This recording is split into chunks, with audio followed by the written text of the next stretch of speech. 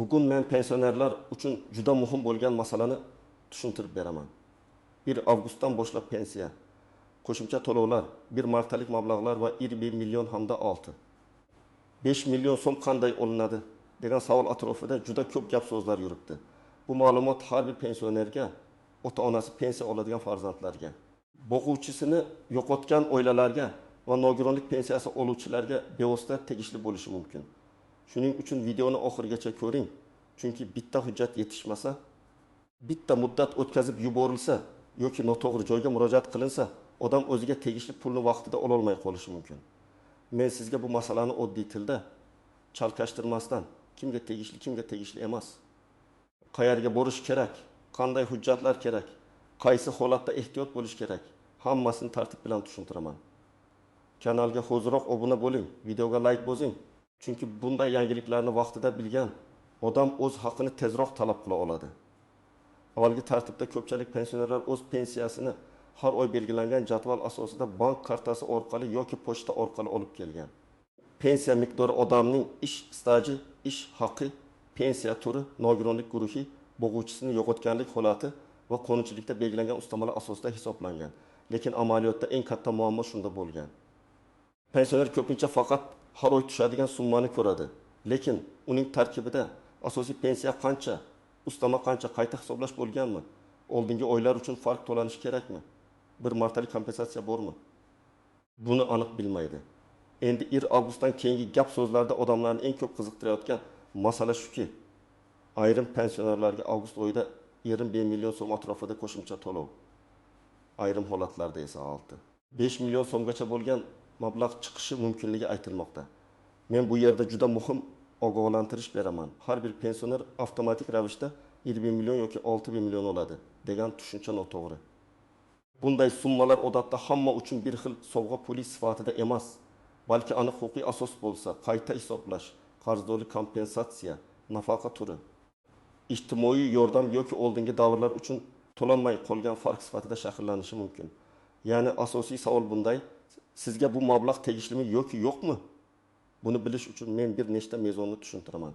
Birinchisi, siz qaysi turdagi pensiya olasiz? Yoshga doir pensiyami? Nogironlik pensiyasimi?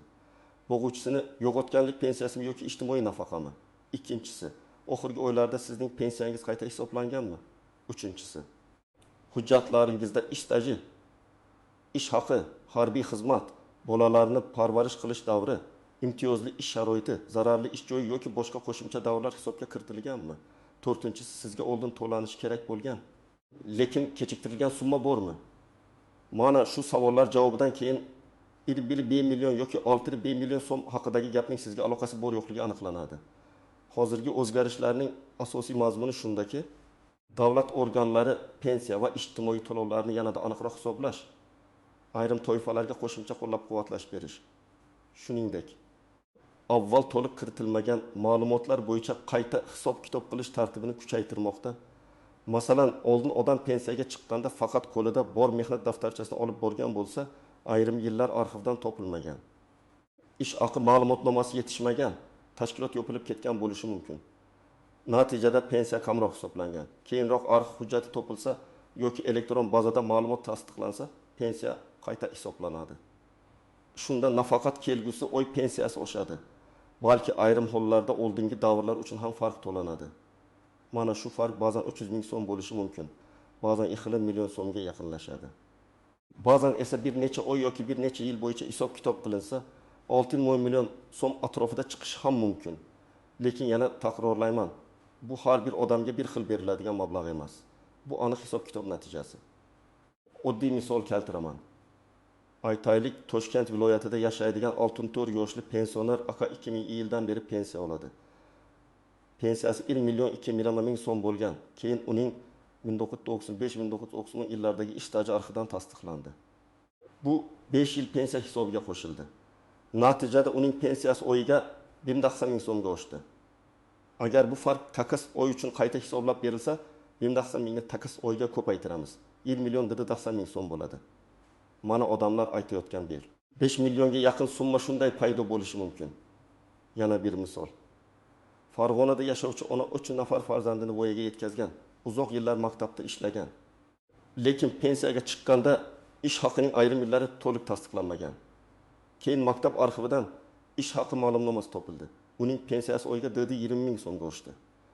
Agar qayta hisoblash 25 oyga tatbiq etilsa, 20 mingni 25 oyga ko'paytirsak, 6 million 300 ming so'm chiqadi. Yana joriy oy pensiyasi bilan birga hisoblaganda umumiy tushum 6 yilga 10 million so'mdan ham oshishi mumkin. Demak, 6 yilga 10 million qanday olinadi degan savolning javobi shuki. Hujjat asosida pensiya qayta hisoblanadi. Farq aniqlanadi. Keyin pensiya jamg'armasi yoki mas'ul organ qaroriga ko'ra to'lab beriladi. Birinchi navbatda pensiyasini kam deb hisoblayotgan pensionerlar e'tiborli bo'lishi kerak. Agar siz 3-5 yil ishlagan bo'lsangiz, lekin pensiyangiz minimal miqdorga juda yaqin bo'lsa, bu albatta tekshirishga arziydi. Albatta, hamma holatda xato bor demayman.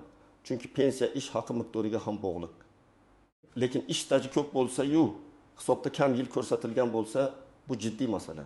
Ikkinchi toifa mehnat daftarchasida yozuvlari noaniq bo'lganlar. Masalan, mux tushmagan, buyruq raqami yo'q, tashkilot nomi o'zgargan. Bir korxona boshqa korxonaga qo'shilgan, sovxoz yoki kolxoz tugatilgan, zavod yopilgan. Bunday holatda pensiya jamg'armasi xodimi ham hujjatni avtomatik qabul qilmasligi mumkin. Shunda arxiv ma'lumotnomasi, buyruq nusxasi, ish haqi qaydnomasidan ko'chirma talab qilinadi. Uchinchi toifa nogironlik pensiyasi oluvchilar. Nogironlik guruhi o'zgargan bo'lsa, tibbiy mehnat ekspert komissiyasi qarori yangilangan bo'lsa, parvarishga muhtojlik belgilangani yoki bekor qilingani bo'lsa, to'lov miqdori ham o'zgarishi mumkin. Ayrim odamlar yangi qarorni topshirmaydi yoki kech topshiradi. Natijada oylar davomida kamroq oladi. Keyin hujjat topshirilganda farq chiqishi mumkin, lekin har doim ham avtomatik to'lanmaydi. Shuning uchun o'z vaqtida murojaat qilish muhim. To'rtinchi toifa o'quvchisini yo'qotgan oilalar. Masalan, otasi vafot etgan, farzandlar voyaga yetmagan yoki oliy ta'limda kunduzgi shaklda o'qiyapti. Bunday holatda bola 15 yoshga to'lgandan keyin ham agar kunduzgi ta'limda o'qisa, belgilangan yoshgacha to'lov olish huquqi bo'lishi mumkin. Lekin o'qish joyidan ma'lumotnoma topshirilmasa, to'lov to'xtashi mumkin. Keyin ma'lumotnoma olib borilganda ayrim davrlar uchun tiklash masalasi ko'rib chiqiladi. 5-toifa chekka hududlarda yashaydigan va pensiyani pochta orqali oladigan pensionerlar. Ba'zan pochta jadvali kechikadi. Odam uyda bo'lmaydi, karta ochilmagan bo'ladi. Ishonchnoma muddati tugaydi. Shuning uchun avgust oyidagi to'lovni kutayotgan odamlar o'z usulini oldindan tekshirish kerak. Pul kartaga tushadimi? Pochta olib keladimi? Ishonchnoma haqiqiymi? Bank kartasi bloklanmaganmi?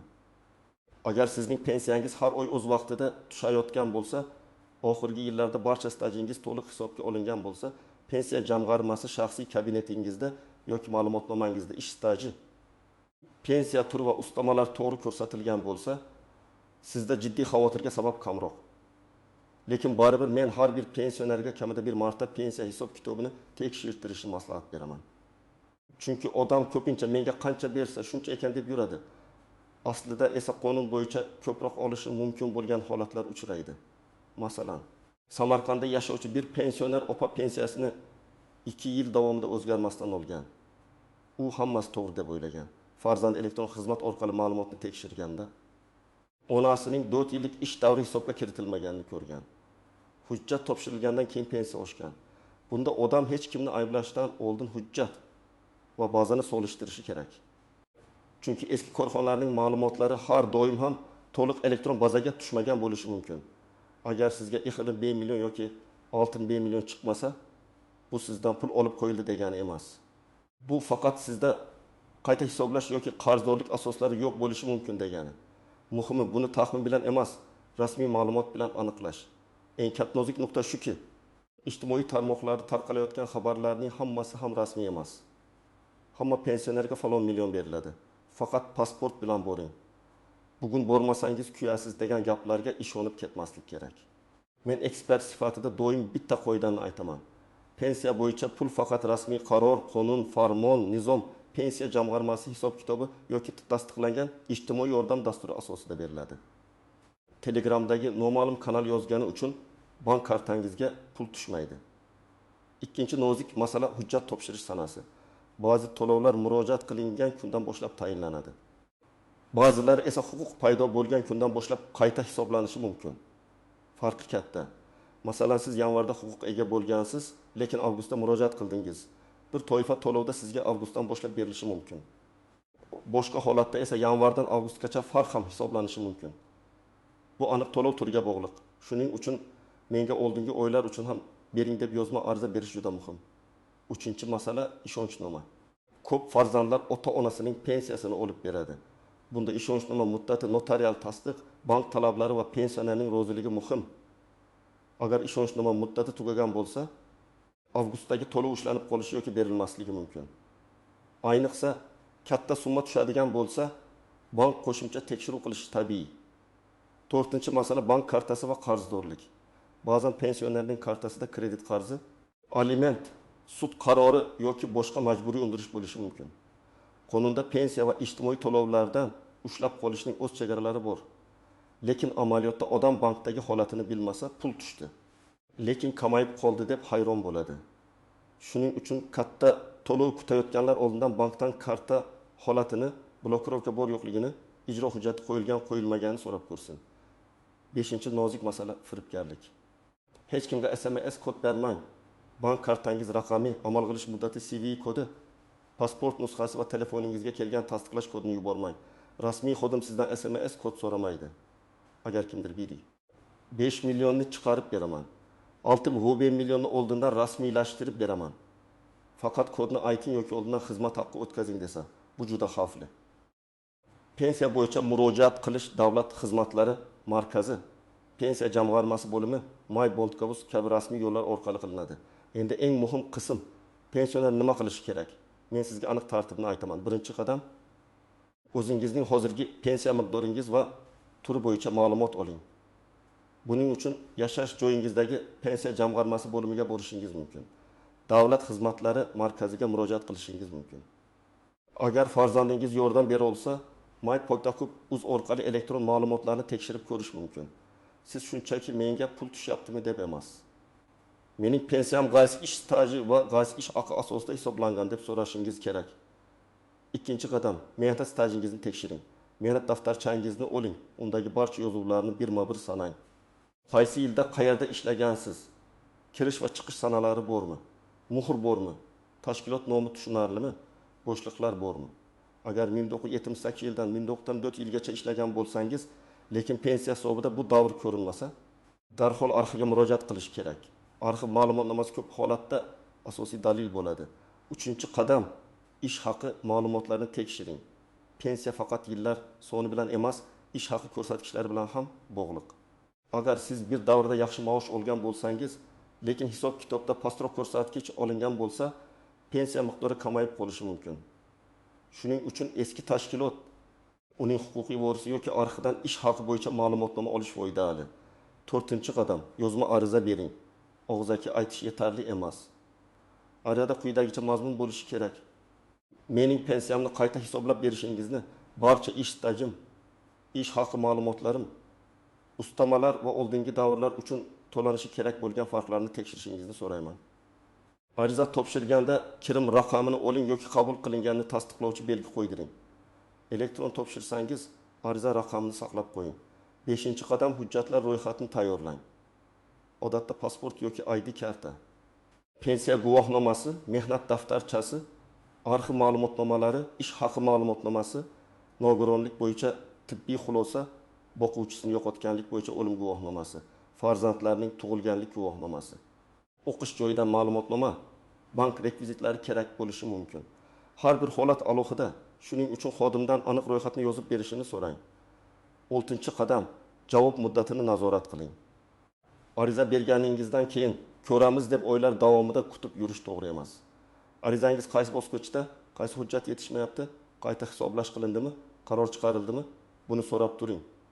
Agar rad javobi berilsa, rad etish sababi yozma bo'lishi kerak. Sizga tegishli emas degan og'zaki gap yetarli emas. Sabab yozma ko'rsatilsa, siz uni tahlil qilib, qo'shimcha hujjat topshirishingiz yoki yuqori turuvchi organga shikoyat qilishingiz mumkin. 7-qadam, tushgan pulni tekshiring. Avgust oyida kartangizga odatdagidan ko'proq pul tushsa, darhol xulosa chiqarmang. Bank ilovasida yoki SMSda umumiy summa ko'rinadi, lekin uning tarkibi ko'rinmasligi mumkin. Pensiya bo'limidan bu pul nima uchun tushganini aniqlang. Joriy pensiyami, qayta hisoblash farqimi, kompensatsiyami, ijtimoiy yordammi, bir martalik to'lovmi? Bu keyingi oyda pensiyangiz qancha bo'lishini tushunishga yordam beradi. Masalan, sizga avgustda 6 million tushdi, lekin bu har oy shuncha olasiz degani emas. Bu oldingi davrlar uchun yig'ilgan farq bo'lishi mumkin. Keyingi oy esa yangi oshirilgan pensiya, masalan, 2 million 100 ming so'm bo'lib davom etadi. Birinchi misol. Andijonlik 6 yoshli pensioner aka 32 yil ishlagan, lekin pensiya hisobida 27 yil ko'rsatilgan. Sababi 5 yil ishlagan eski korxona yopilib ketgan, hujjat vaqtida topilmagan. U arxivdan ma'lumotnoma oldi. Pensiya oyiga 210 ming so'mga oshdi. 7 oy uchun farq hisoblandi. 210 mingni 7 oyga ko'paytirsak 20 million 37 ming so'm. Avgust oyidagi joriy pensiyasi bilan birga kartasiga odatdagidan ancha ko'proq pul tushdi. Bu yerda 27 million deyarli aynan qayta hisoblash farqi. Ikkinchi misol. Buxorolik pensioner opa umrining katta qismini tibbiyot sohasida o'tkazgan. Pensiyaga chiqqanda ayrim ustamalar hisobga olinmagan. Keyin hujjatlar to'liq tasdiqlandi. Oyma-oy pensiya farqi 320 ming so'm bo'ldi. Umundagi oy uchun hisoblanganda 6 million 300 ming so'm chiqdi. Ustiga joriy oy pensiyasi qo'shilganda umumiy tushum 60 milliondan yuqori bo'ldi. Demak, katta summa paydo bo'lishi uchun asosiy omil bir martalik sovg'a emas, uzoq davr uchun yig'ilgan farq. Uchinchi misol. Qoraqalpog'istonda yashovchi oila boquvchisini yo'qotganlik pensiyasini olgan. Farzand 12 yoshga to'lgach to'lov to'xtagan, lekin u kunduzgi bo'limda o'qiyotgan bo'lgan. O'qish joyidan ma'lumotnoma kech topshirilgan. Keyin oilaga ayrim davrlar bo'yicha tiklash masalasi ko'rib chiqilgan. Bu holatda ham pul chiqishi mumkin, lekin hammasi hujjat sanasi, murojaat muddati va qonunchilik talablariga bog'liq. To'rtinchi misol. Toshkent shahrida bir pensioner kartasiga qo'shimcha pul kutgan, lekin pul tushgach bir qismi ushlangan. Keyin ma'lum bo'ldiki, eski kredit bo'yicha ijro hujjati bor ekan. Shuning uchun men aytyapman. Faqat pensiya jamg'armasini emas, bank kartangizni ham tekshiring. Pul tushishi bir masala, uni to'liq olish ikkinchi masala. Birinchi xato mishmishga ishonish, hamma oladi degan gap eng xavfli gap. Har bir to'lovning o'z sharti bor. Siz shartga tushasizmi? Mana shuni tekshirish kerak. Ikkinchi xato hujjatlarni uyda saqlab yurish. Mehnat daftarchasi, arxiv ma'lumotnomasi, tibbiy xulosa o'qish ma'lumotnomasi bor. Lekin pensiya jamg'armasiga topshirilmagan bo'lsa, tizim uni o'zi bilib qolmaydi. Hujjat rasmiy qabul qilinishi kerak. Uchinchi xato faqat og'zaki murojaat qilish. Borgan edim, aytishdi degan gap bilan huquqni himoya qilish qiyin. Ariza raqamiy, yozma javob, hujjat nusxasi bo'lishi kerak. To'rtinchi xato pul tushganda tekshirmaslik. Agar ortiqcha to'lov xato hisoblangan bo'lsa, keyin qaytarish talab qilinishi mumkin. Agar kam tushgan bo'lsa, vaqtida e'tiroz bildirish kerak. Shuning uchun har bir katta tushumning asosini bilib oling. Beshinchi xato vositachilarga pul berish. Pensiya qayta hisoblash uchun kimlargadir yashirincha pul berish shart emas. Hamma narsa hujjat bilan hal bo'ladi. Agar hujjat yetishmasa, uni topish kerak. Agar rad etilsa, yozma asos talab qilish kerak. Agar xato bo'lsa, yuqori organga murojaat qilish kerak. Demak, avgustdan pensionerlar uchun eng muhim masala shuki, avgust oyida 1 million yoki 6 million so'm atrofidagi mablag' ayrim odamlarga chiqishi mumkin. Lekin bu hamma pensionerga avtomatik beriladigan pul degani emas. Bunday summa odatda pensiyani qayta hisoblash, oldingi oylar uchun farq, tasdiqlangan qo'shimcha staj, ish haqi ma'lumotlari, nogironlik yoki boquvchisini yo'qotganlik bo'yicha hujjatlar, shuningdek rasmiy ijtimoiy to'lovlar asosida sharhlanadi. Men sizga maslahat beraman. Pensiyangizni tekshiring, stajingizni solishtiring, arxiv hujjatlarini yig'ing, yozma ariza bering. Javobni nazorat qiling va bank kartangiz holatini oldindan aniqlang. Shunda sizga tegishli pul bo'lsa, uni talab qilish imkoniyatingiz kuchayadi. Agar tegishli bo'lmasa, hech bo'lmaganda pensiyangiz to'g'ri hisoblanganiga ishonch hosil qilasiz. Sizning hududingizda avgust oyida pensiya yoki qo'shimcha to'lovlar bo'yicha qanday holat bo'lyapti? Kartaga pul tushdimi? Qayta hisoblash bo'ldimi? Pensiya jamg'armasidan qanday javob oldingiz? Izohlarda yozib qoldiring. Chunki boshqa pensionerlar ham sizning tajribangizdan foyda olishi mumkin. Videoga like bosing, kanalga obuna bo'ling va yaqinlaringizga yuboring. Chunki bu ma'lumot ayniqsa pensioner ota-onalarimiz uchun juda zarur.